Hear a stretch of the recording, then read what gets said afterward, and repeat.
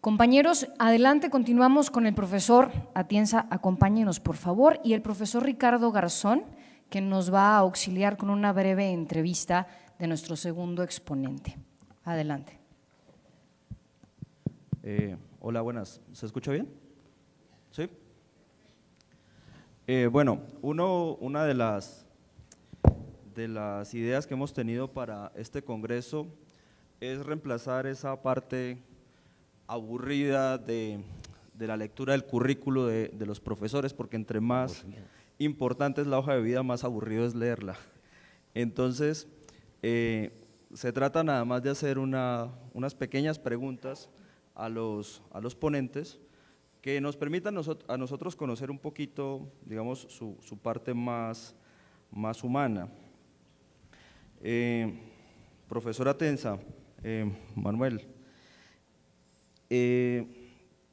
pues bienvenido primero que todo. Es un gran honor para nosotros tenerte aquí, te tuteo, porque realmente Silex no hubiese sido lo mismo si no hubieras llegado con tu apoteósico curso de casos difíciles, que fue una sensación total. Cuando uno mira este mundo de la teoría del derecho, alguien extraño no puede entender por qué la teoría del derecho genera tanta emoción. Ese curso de casos difíciles parecía que estuviésemos promoviendo un rockstar y no un profesor de teoría del derecho. Y para empezar, yo te quería preguntar, que nos cuentes muy brevemente por qué te dedicas a la filosofía del derecho. O sea, por qué en tu juventud tú dices, quiero estudiar esto, o por dónde empieza esa pasión. Bueno, muchas gracias. Y se dice que mis partes más humanas, yo creo que todas mis partes son humanas. ¿Por qué me dedico a la...? Yo prefiero hablar de filosofía del derecho, porque creo que esto de la teoría del derecho es una distorsión, en buena medida introducida por el paradigma positivista, que entonces hablar de teoría del derecho en lugar de filosofía del derecho es un punto de vista más bien reductivista y sobre todo con la idea de eliminar la parte que yo creo que es central de la filosofía del derecho, que son las cuestiones de la justicia, la teoría de la justicia. Yo me dedico a la filosofía del derecho porque me gusta, porque tuve oportunidad para ello, y diría, me dedico también, aparte del por el para, pues para tratar de mejorar un poco las cosas. Mejorar la filosofía del derecho, particularmente en el mundo latinoamericano, europeo, que a mí siempre me ha parecido que teníamos una enorme oportunidad, dadas nuestras afinidades culturales, lingüísticas, etcétera, etcétera, y la calidad técnica que existe, sobre todo en las últimas décadas, de contribuir un poco como a equilibrar las cosas en el panorama internacional, ¿no? Pero claro, el para no es sencillamente de que se nos dé más crédito en el mundo de la filosofía del derecho global, sino que nosotros nos esforcemos por contribuir a mejorar el derecho y mejorar la sociedad. Está claro. Por eso es, por cierto, por lo que no soy positivista. Porque, claro, yo estaba recordando, no sé si estoy siendo ya inoportuno lo que voy a decir, pero a mí lo de Pierluigi, a quien admiro enormemente, porque es una persona de una cultura, inteligencia, etcétera, etcétera, enorme, pero me da un poco la impresión como si uno fuese al médico, tiene algún problema de salud y el médico le dijera, no te preocupes, te voy a describir muy bien tu enfermedad y te voy a explicar cómo la contrajiste. Y claro, el paciente diría, oiga, pues si yo lo que quiero más bien es que me cure, que me diga algo, cómo puedo mejorar. Y entonces eso es lo que queda excluido, ¿no? Esto no puede ser. Creo que, o sea, la dimensión práctica de lo que hacemos es esencial. Nosotros no somos como el equivalente de, yo creo, de los físicos o de los biólogos, sino los médicos, o de los arquitectos, o de los ingenieros. Por eso es por lo que yo me he dedicado a la filosofía del derecho. Bueno, muy bien. Bueno, otra cuestión. El último número de Doxa está dedicado a tu obra, a ti, a tu obra, el que está en proceso. ¿Qué se te viene a ti a la mente cuando piensas en Doxa? Bueno, a ver, en España, después del franquismo, ya durante los últimos años del franquismo, hubo un movimiento intelectual dentro de la filosofía del derecho, hubo una gran renovación y eso se tradujo en un impulso, sobre todo desde Madrid fue Elías Díaz, en Barcelona fue Juan Ramón Capella o algunos otros autores importantes. Yo creo que estos fueron los más significativos. Y de alguna manera los discípulos, los que estábamos en alguno de estos dos círculos, empezamos a producir una filosofía del derecho que era muy distinta de la anterior, que había sido pues fundamentalmente la escolástica tomista o neotomista, y entonces en Alicante nos pareció que convenía o que era el momento propicio para que hubiese un órgano de expresión, y también siempre con la idea de juntar lo que se hacía en España. Los italianos entonces estaban, yo diría, muy por encima de nosotros. Claro, autores como Bobbio siempre van a estar por encima de cualquiera, por así decirlo, ¿no? Aprendimos muchos de los italianos y el mundo de Latinoamérica. Entonces, Doxa en el año 84 empieza como un proyecto de dar a conocer el pensamiento filosófico, digamos, renovador, tanto en España, Italia, yo diría, como en Latinoamérica, ¿no? Esta es la idea. Y fue una idea, sin duda, yo creo que exitosa, ¿no? Quizás tendría que añadir una cosa en el proyecto de Doxa, yo diría el no sectarismo. O sea, entonces hemos publicado absolutamente de todas las tendencias filosóficas, ¿no? Creo, y seguimos, me parece que seguimos así, ¿no? Bueno, ¿y cómo te sientes con el homenaje? Hablemos de otra cosa. ¿Te da rubor? No tiene sentido, ¿no? Vivimos en un mundo muy absurdo. Permíteme ya que haga alguna crítica. De las puras apariencias, de la infantilización, de todo, ¿no? Estamos tratando también a los adultos como si fueran niños o algo así. Seamos serios, ¿no? Bueno, y finalmente, ¿cuál es el tema más interesante que hoy ves en el panorama de la filosofía del derecho? Ese tema, si pudieses escoger uno, que tú dijeras, tenemos que dedicarnos a esto. El tema más interesante, a ver, voy a decir una putada, acabar de enterrar al positivismo jurídico. Bueno, eso es una buena introducción. Bueno, entonces, te dejo, Manuel, con tu conferencia. ¿La puedes dictar desde acá o si quieres puedes desde allí? Sí. Entonces, tenemos 35 minutos para alcanzar un debate importante. Bueno, hay micrófono.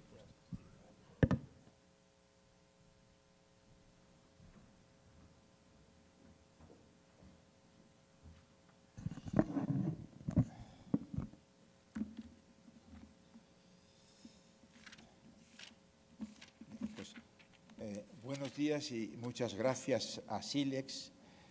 Yo sí que creo que podría decir que soy un silexiano, entre otras cosas porque uno puede tener señas de identidad variadas y pertenecer a diversas comunidades. A mí me agrada mucho poder formar parte de un proyecto que yo creo que efectivamente es interesante, que ofrece posibilidades de discusión de cuestiones de relieve, y junto con eso pues también uno pues digamos trabaja también, ¿no? en otras cosas. Yo voy a ser antipositivista respecto a lo que dijo Pierluigi, por lo menos en el sentido de que creo que voy a ser mucho más corto que él, ¿verdad?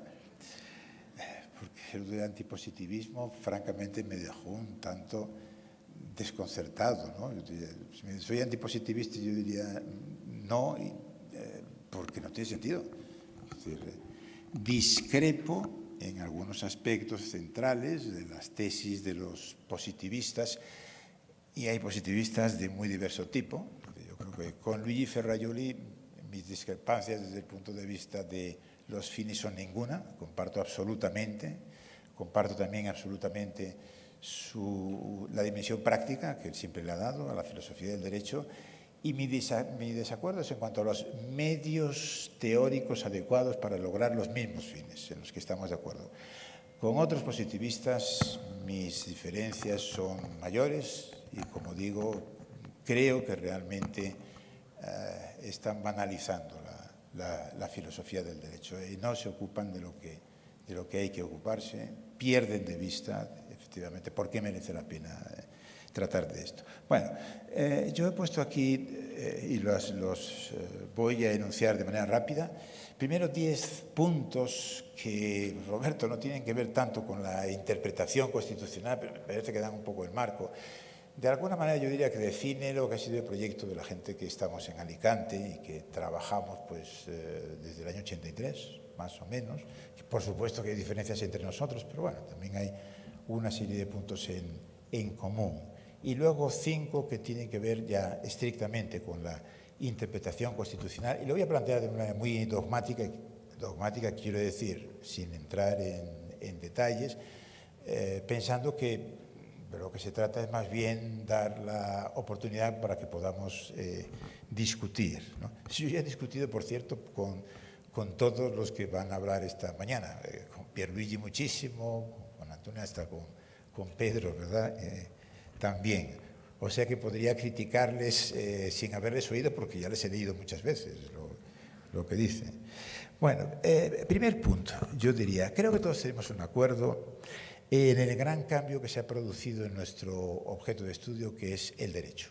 El fenómeno jurídico hoy tiene características que son muy diferentes de las que tenía hace unas cuantas décadas, de las que tenía, por ejemplo, cuando yo inicié mis estudios de derecho en el año 68.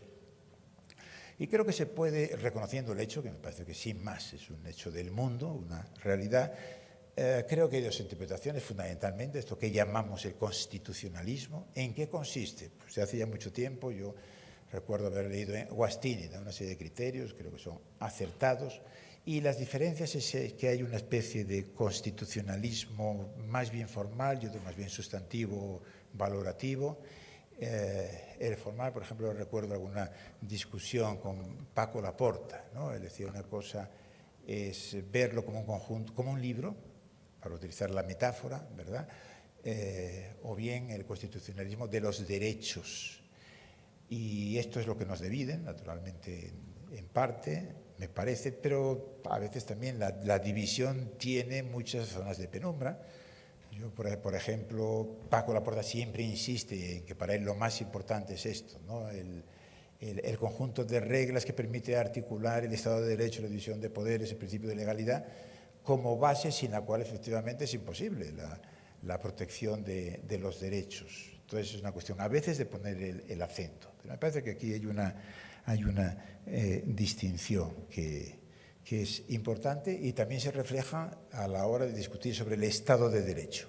Entonces hay concepciones, digamos, más formalistas, más sustantivistas, y muchas veces la verdad es que cuando uno discute bien, como a mí me ha sucedido, por ejemplo, con Paco Laporta, pues uno diría, quizás estamos mucho más de acuerdo de lo que en principio pudiera parecer. La cosa se queda en una cuestión de acentos, y los acentos a veces tienen que ver también con el contexto y las circunstancias. O sea que a veces uno se encuentra discutiendo, diríamos, con neoconstitucionalistas o activistas, y entonces ponéis mucho el énfasis en que el derecho naturalmente que es cuestión de reglas, si no estaríamos en otro asunto. Pero cuando discutes lo que es más bien el paradigma más usual, formalista de nuestras culturas, pues a lo mejor te vuelcas más hacia el otro lado. Primer punto. Segundo punto es el del positivismo. Yo discrepo, por ejemplo, de la manera de presentar las cosas por parte de Pierluigi, que es seguramente la más usual, ¿no? Claro, pierden de vista, en mi opinión, lo que es la cuestión central. ¿Por qué criticar al positivismo? La crítica al positivismo es esencialmente una crítica de tipo histórico. O sea, así como el gran cambio que tiene lugar a finales del 18 y principios del 19, lo que solemos llamar la positivización de nuestros derechos, la codificación, etcétera, significó un gran cambio y eso es lo que explica en el fondo, que se acabase el derecho natural, por lo menos como concepción hegemónica, y se iniciase el ciclo del positivismo jurídico. Y luego, en estos últimos años, ha tenido lugar este otro enorme cambio en nuestros ordenamientos jurídicos, que es lo que llamamos el constitucionalismo. Entonces, mi crítica al positivismo jurídico es que ha dejado de ser una concepción útil, adecuada, para entender y manejarse en el derecho como consecuencia del cambio que tiene lugar el constitucionalismo como fenómeno, ¿verdad? En esto yo siempre he seguido las tesis de González Vicente, que es un filósofo del derecho de la generación de la posguerra, muy poco conocido, pero en mi opinión autor de los mejores trabajos o unos cuantos artículos del positivismo jurídico. Y él insiste en esto: el positivismo jurídico es un hecho histórico. Y entonces distingue entre el hecho histórico, el positivismo jurídico y diversas concepciones. Pues yo diría, lo mismo creo que nos está ocurriendo hoy. La tesis del positivismo jurídico de la separación entre el derecho y la moral, si alguna vez tuvo sentido, en parte yo creo que naturalmente tiene sentido porque no es lo mismo el derecho que la moral, por supuesto, pero tal y como lo plantean los positivistas, Kelsen, Hart, etcétera, sencillamente en el contexto del derecho del constitucionalismo ha dejado de tener sentido. A la hora de identificar el derecho, de resolver un problema de interpretación, etcétera, etcétera, sencillamente no se puede.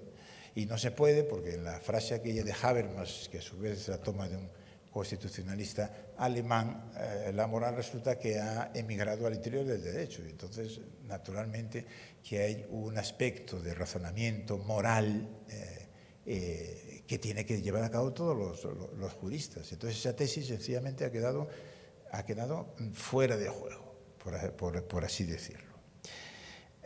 Y claro, recuerden qué es lo que pasa o qué le pasó a Kelsen, que Kelsen efectivamente inventa los tribunales constitucionales, pero claro, se le ocurre decir, me recordaba un poco algo de lo que decía Pierluigi, pero lo que se refiere, las referencias de la Constitución a los grandes valores, dignidad, libertad e igualdad, eso, o suprimirlo o no tomarlo en cuenta, porque no se puede. ¿Alguien puede imaginarse el funcionamiento de alguno de nuestros tribunales constitucionales siguiendo la propuesta de Kelsen? Naturalmente no. Kelsen estaba pensando en unas cosas totalmente distintas. Estaba pensando en un Estado laico que de repente, efectivamente, se establecía una religión oficial, sí. Pero claro, los problemas que tenemos hoy no tienen verdaderamente nada que ver con el asunto. Lo de esto del pospositivismo, que me gusta más que lo del antipositivismo, aunque me doy cuenta que tiene ciertas dificultades, la manera de entenderlo, pero un poco la ambigüedad. ¿Va detrás del positivismo jurídico? Sí. Y al mismo tiempo es una superación, sí, y precisamente porque es una superación en el sentido hegeliano, pues quiere decir que no significa echar a la basura al positivismo jurídico. Bueno, yo antes dije lo del entierro, era una broma. No es echarla a la basura, sino, digamos, aprovechar los elementos valiosos que nos ofrecen las teorías positivistas, que evidentemente son muchas, pero ir más allá.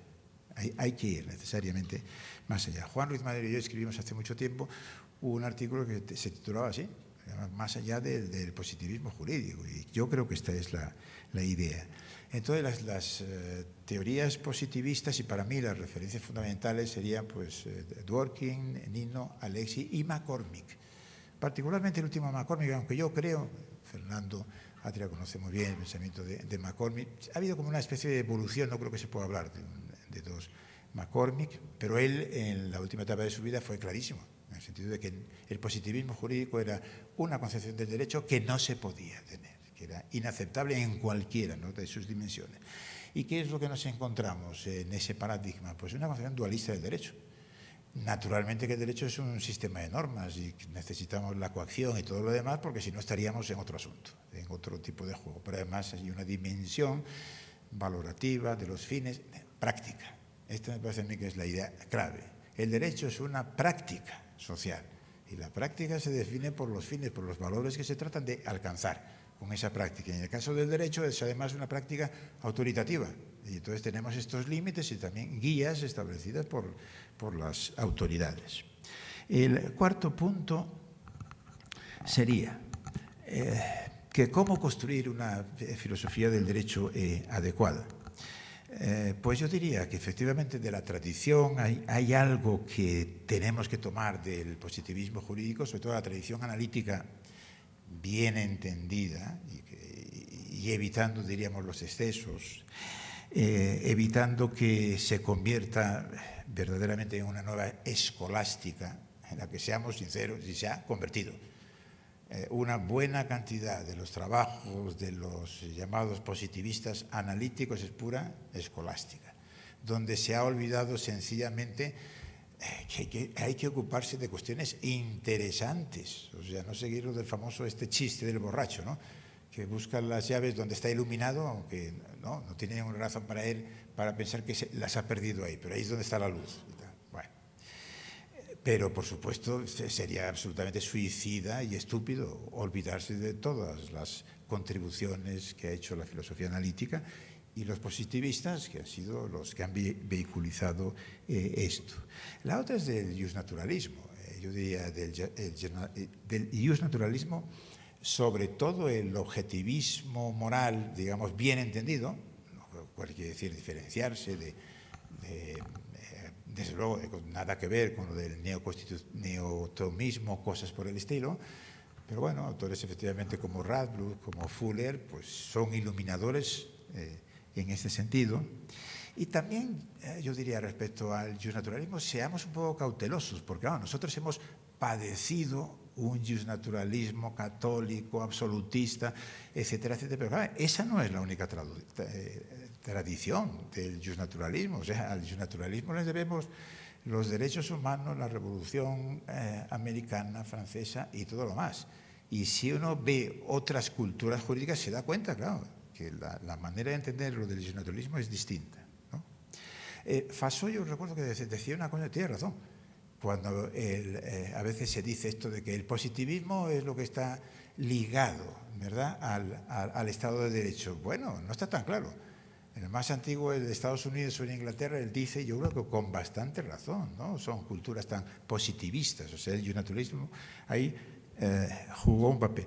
Lo digo porque los críticos positivistas acusan a los postpositivistas de que han vuelto al justnaturalismo. Es una bobada. O sea, es un argumento retórico que naturalmente no tiene absolutamente ningún sentido. La idea de derecho natural pues es una idea totalmente inaceptable, porque el derecho no tiene nada de natural. El derecho, como sabemos, es un artificio, por supuesto. Ahora, que en la tradición justnaturalista todavía sea posible encontrar elementos valiosos, a mí no me cabe ninguna duda. Yo, por cierto, en mi curso, ahora hace poco que estaba hablándole sobre Suárez. La teoría de la interpretación de Suárez es de una sutileza verdaderamente extraordinaria, ¿no? La Suma Teológica de Tomás de Aquino, pues cuando uno lo lee, se da cuenta que está verdaderamente tratando con un genio, un autor extraordinario. Sin ir más lejos, la idea de derrotabilidad, no con ese nombre, pero el concepto de derrotabilidad está clarísimamente en Tomás de Aquino. Bueno, los críticos, que serían los terceros, ¿no?, la idea de transformación social, podríamos decir que incorporan, yo creo que es absolutamente crucial, pero los críticos pues cometen, diríamos, algunos pecados. Uno de los pecados es, siguiendo un poco la tradición marxista, pues seguir ese esquema que de alguna forma pone el derecho en un papel muy subordinado, y yo creo que este es un gran error, sin ninguna duda.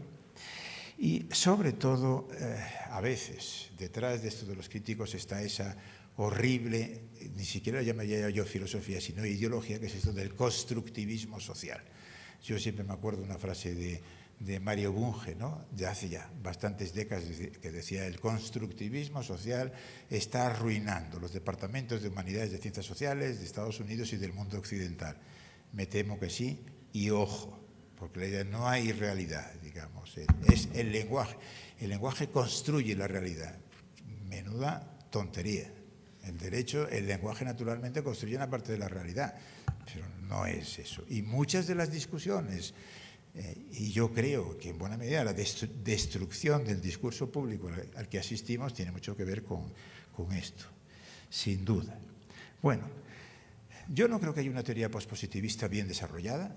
he citado estos nombres, que me parece lo más interesante, si se quiere, han puesto las bases, pero hay tareas, desde luego, para llevar adelante. Por ejemplo, creo que han pegado demasiado la filosofía del derecho, la filosofía moral, y han descuidado la necesaria conexión con las ciencias sociales, y diríamos el tomarse en serio el conflicto.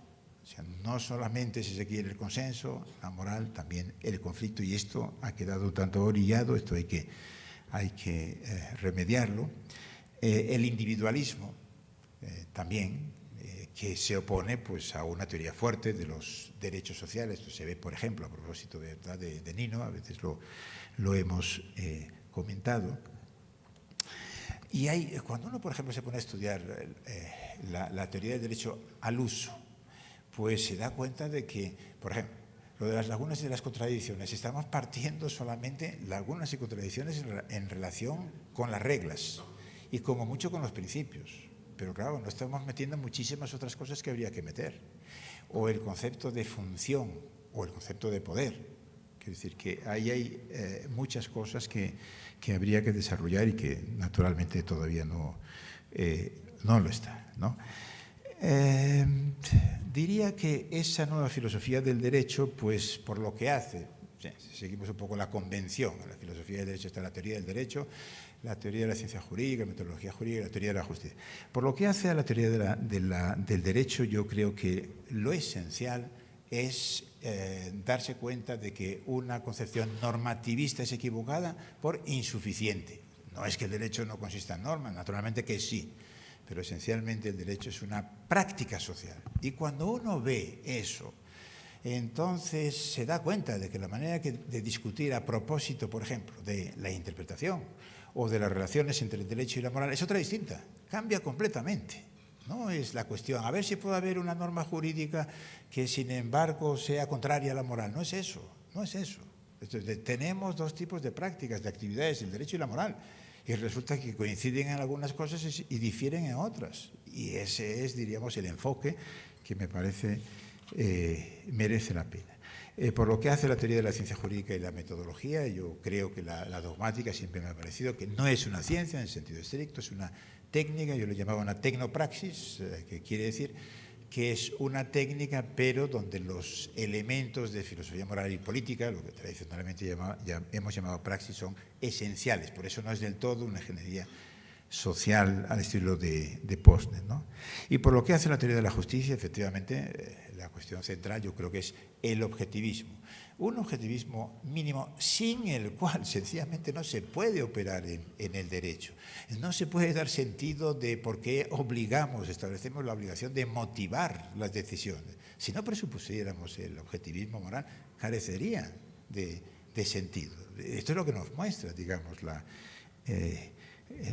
práctica. Y claro, estaba yo la crítica que hacía Pierluigi, claro.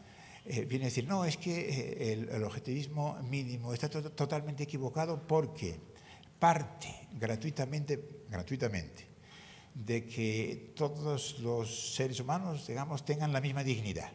Vaya, efectivamente. Y esto entonces es un gran error, ¿no? A partir de esto, de que todos tengan la misma dignidad. Claro, uno diría, ¿qué pasa con esto? Pues que si nosotros pensamos que hay una práctica que es la práctica moral, pues entonces necesariamente tenemos que presuponer eso. Ahora uno podría decir, prescindo de la práctica moral. Bueno, podría uno ser coherente y prescindir de la práctica moral, pero claro, eso tiene, diríamos, algunas consecuencias que seguramente no todos estaríamos dispuestos, ¿verdad?, a pagar. Y una de ellas es, pues, que te vuelves irrelevante en el derecho. Y yo creo que este es el pecado fundamental de las concepciones positivistas tipo nuestros amigos los genoveses. Lo que nos están proponiendo es ser irrelevante, dedica tu vida a hacer algo que carezca de sentido. Bueno, a lo mejor puede servir naturalmente para tener becarios y para participar en congresos y cosas por el estilo. Yo creo que eso no debería ser el final. Bueno, y quiero no entretenerme más. Sobre la interpretación constitucional, lo esencial para mí es que se interpreta una práctica y si no, no entendemos nada. La interpretación constitucional, como la interpretación, diríamos, en las otras instancias jurídicas, se trata de interpretar una práctica. Y naturalmente, como es una práctica autoritativa y están las normas, por supuesto que cuando interpreta, bueno, habría que precisar un poco qué queremos decir con esto de interpretación constitucional, pero si pensamos en la interpretación de un tribunal constitucional, naturalmente este no puede interpretar como si estuviese en un contexto distinto, diríamos, en un seminario y se le pidiese su opinión sobre tal cuestión de las que llegan los tribunales constitucionales. Entonces, él tiene que fijarse en los textos autoritativos. Y si, por ejemplo, se trata de discutir, pues a propósito de la eutanasia, tendrá que fijarse en lo que dice la Constitución sobre esto, etc. Pero es una práctica. Y entonces tenemos que pensar en lo que son las funciones y los fines de la práctica. Y esto es lo que viene a decir, en el fondo, Dworkin, con su teoría constructivista de la interpretación, que sencillamente tiene razón. Y entonces pensemos en la práctica y pensemos que la práctica jurídica es distinta de la práctica en las conversaciones y que entonces que interpretar en una conversación es tratar de entender la intención del otro, que es lo que te ha querido decir. Pero el derecho, que esto se parece a la literatura, aunque no sea lo mismo, y entonces tiene otros valores. Y entonces interpretar en el derecho pues es una cuestión, diríamos, diferente. Y si no nos fijamos en esto, en la práctica, que son los fines, y naturalmente con límites, porque que esto sería la segunda cosa que quería decir. Interpretar no es inventar, naturalmente. Pierluigi decía traducir. Interlingüísticamente, me parece que decía algo así. No, interpretar una práctica es resolver un problema de una determinada manera que a alguien se le ha planteado. Pero naturalmente que interpretar no es inventar. E interpretar muchas veces, sobre todo en los casos que implican alguna complejidad, implica crear. Aquí con Luigi Ferrajoli yo he discutido a veces si los jueces crean o no derecho. A mí me parece obvio que los jueces crean derecho y naturalmente que los jueces constitucionales, al interpretar la Constitución, también crean derecho. Lo que pasa es que no pueden hacerlo como si fueran legisladores, pero entendiendo crear, que han introducido en el ordenamiento jurídico una regla que no existía previamente. Pues obviamente sí. No siempre, digamos, pero muchas veces así es. Pero no pueden hacerlo de cualquier manera y entonces efectivamente no pueden inventar, ¿no?, el derecho. Esto se liga a la cuestión, en mi opinión, del no activismo judicial. Un juez en el Estado constitucional debe ser activo, pero no puede ser activista, porque precisamente está dentro de ese marco, ¿no?, que marca el juego del derecho. Esto es complicado, tiene una dificultad de fondo, porque, claro, un juez te puede decir, pero lo más justo, la decisión más justa en este caso sería esta, y muchas veces uno podría decir, la que a ti se te ocurre. Bueno, y podríamos pensar, puede estar perfectamente bien fundado. Y entonces, claro, el problema de no ser activista quiere decir, a pesar de que tú pienses de que eso no es la decisión más justa, e incluso teniendo razón de que efectivamente eso que tú estás proponiendo es lo más justo, sin embargo, no debes hacerlo en cuanto juez, porque en cuanto juez tú eres un órgano determinado y no eres sencillamente una persona que opina moralmente. Y claro, la razón de fondo, ¿cuál es? Pues darnos cuenta de la importancia que tiene el derecho y que erosionar el sistema jurídico quiere decir que no vamos a poder satisfacer los valores más sustantivos, más de fondo. O sea, las acusaciones de formalismo, no, ese formalismo naturalmente bien entendido. Darnos cuenta de que detrás están los valores más esenciales, ¿no? Claro, problemas de la interpretación constitucional. Es decir, a Pierluigi, yo diría, ¿alguien ha tenido el tipo de problema para el cual supuestamente podría servir de solución o de ayuda a lo que nos dice Pierluigi? Me parece que no. De las últimas cosas que que he estudiado y he intervenido un poco críticamente. En el caso español, pues una decisión del Tribunal Constitucional a propósito de la pandemia, medidas que restringían la libertad de circulación y que las declararon inconstitucionales, ¿no? La prisión permanente revisable, que se introdujo en una modificación del Código Penal y efectivamente la mayoría del Tribunal Constitucional español dijo que era conforme con la Constitución. Pues bueno, el primer caso es el error del tribunal, yo diría, por cierto, no error cognoscitivo, o sea que muchas veces naturalmente en el derecho no se trata únicamente de que éste cometió un error epistemológico, un error político. Es decir, ¿para qué tenemos un tribunal constitucional? ¿Cuáles tienen que ser sus funciones? Y cosas por el estilo. Y esa es la clave para entender lo que ocurrió en una de las sentencias más importantes de los últimos tiempos en España, y yo creo que verdaderamente nefastas. Nefasta porque además va a tener consecuencias muy negativas también para el prestigio del tribunal. Y la otra, esto de la prisión permanente revisable. Esto es bien interesante, porque también yo diría, por razones más bien, ¿verdad?, políticas y del contexto de descubrimiento, no de justificación. Llegaron al acuerdo de sí, eso era conforme con la Constitución. Pero había una cuestión teórica interesante, porque claro, en el derecho español se establece que el fin de las penas tiene que ser la reinserción social. Y está muy bien, entonces hay un principio. ¿Y qué tipo de principio es eso de la reinserción social?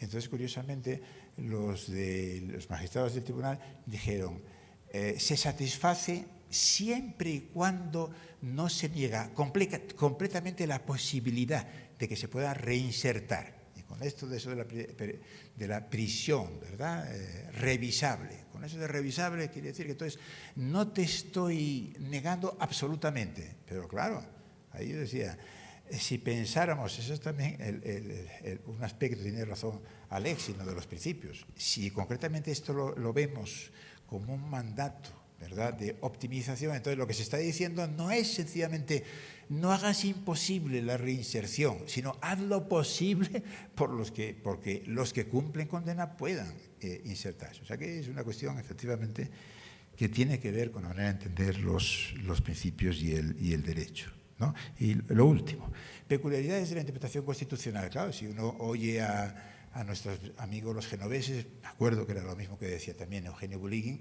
pues no hay ninguna peculiaridad de la interpretación constitucional, lo mismo en cualquier otra interpretación que se lleva a cabo, incluso igual, si fuese el derecho o si fuese lo que fuera, cualquier cosa. ¿Por qué? Porque están mirando el asunto, diríamos, en abstracto. Y bueno, que es verdad, que es una manera de entenderlo y puedes construir un razonamiento, ¿verdad?, como pasar de la disposición a la norma y que efectivamente necesitarás alguna regla semántica y todo lo demás, que está muy bien, yo diría, pero eso es más bien el primer apartado para alguien que quiera ocuparse en serio de la interpretación constitucional.